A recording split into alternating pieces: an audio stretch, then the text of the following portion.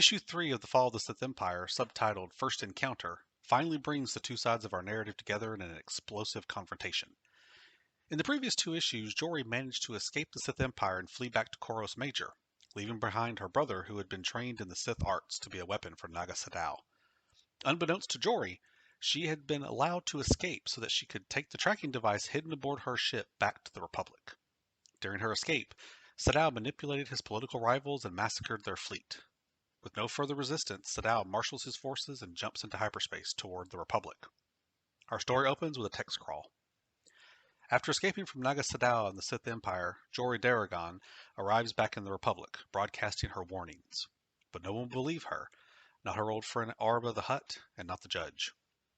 She loses possession of Starbreaker 12 to the greedy reptilian merchant Lord Sk Kahor, and she is sent off to a harsh colony world to serve her penal sentence. Jory wastes no time escaping from the planet, though.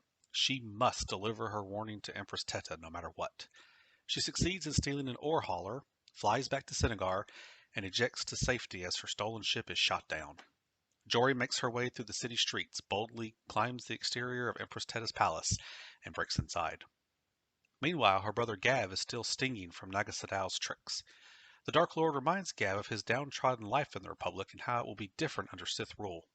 Sadow's fleet takes shape from the scattered planets of the other Sith Lords. Vast ships, huge battle beasts, heavy weaponry.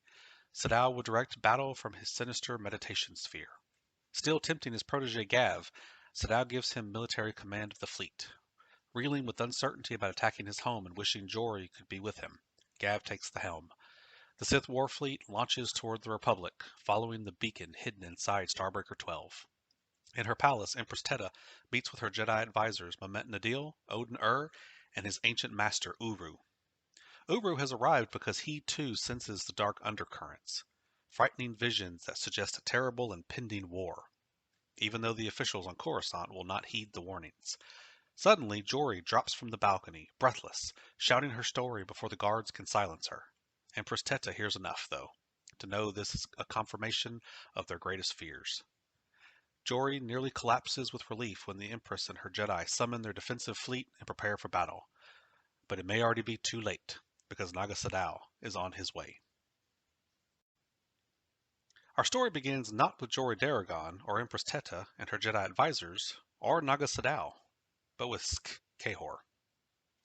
The merchant was granted the Starbreaker 12 in the previous issue as repayment for Gav and Jory's crimes against him, and now he is taking the ship out to see what it can do. As they are making their way through the Empress Teta system, they suddenly are overwhelmed by the sudden appearance of a massive fleet of foreign-looking ships. The Sith fleet has arrived. Before Kahor and his assistant Gorm can do anything, the lead Sith ship destroys the Starbreaker 12. On board the Sith flagship, Gav is furious that his ship was destroyed. Naga Sadow assures him that Jory was not aboard the ship when it was destroyed. He then divides his forces into two groups. The smaller force would be led by Gav and was to attack Koros Major. The main force would be led by him and move to nearby Coruscant and attack the Republic capital. As his main fleet departs, Sadow retires to his meditation sphere to prepare his most devastating weapon. On Coruscant, Mehmet Nadil has arrived to make one final plea to the Republic about the coming threat now that they have concrete information. He meets with Jedi Knights Tuknatan and Sonan Har and convinces them of the Sith Empire's existence. However, before they are able to assess Coruscant's defenses and rally the Jedi, the Sith fleet arrives. The Sith fleet is a sight to behold with 10,000 ships and a massive Massassi army with war beasts. The Massassi army makes landfall and ravages Republic City. As the Republic military collapses under the sudden blitz of force, the Jedi fall back and form a defensive perimeter around the Senate Hall. Back on Koros Major, Teta is studying the Sith's attack formation along with Odin and Jory. It's obvious that, despite her attempts to ready her system for this war, she is vastly outnumbered. Commander Laban, the Kirik leader of the rebel forces defeated during the Unification War, comes to Teta with an offer. He and the rebels, still loyal to him, will defend Kirik as part of her war effort in exchange for amnesty. Despite some of her advisors' disapproval, she agrees. Further, she calls the rebels assigned to Ronica back to join in the war effort.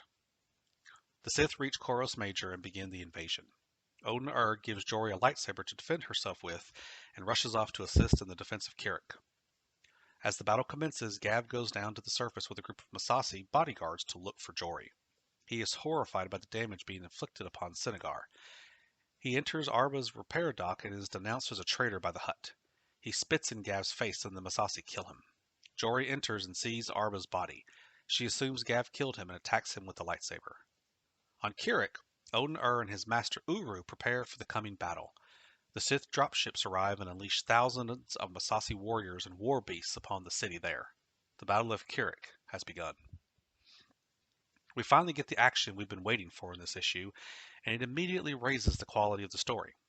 The war that we've been hurtling towards for 8 issues of the Tales of the Jedi has finally arrived, and its impact will reverberate forward in time for millennia. The Sith military is brutal when it attacks Senegar. So cruel, in fact, that Gav is appalled at the carnage unleashed upon his home city. This is the 3rd or 4th time Gav has expressed reservations about the path he has been forced down, and this will undoubtedly come into play. His conflict with Jory at the end of the issue will play into that inner conflict as well. We also get a good look at Naga Sadow's power when his fleet arrives at Coruscant. We know that he does not have access to 10,000 ships, but that's what arrives at the capital. We don't know quite what is going on with the fleet's size, but it seems to have something to do with the meditation sphere. The Republic has been caught unawares and have only a brief window of time to stave off disaster. We will continue through the Great Hyperspace War in the next issue, subtitled The Dogs of War, next time. Thanks for watching.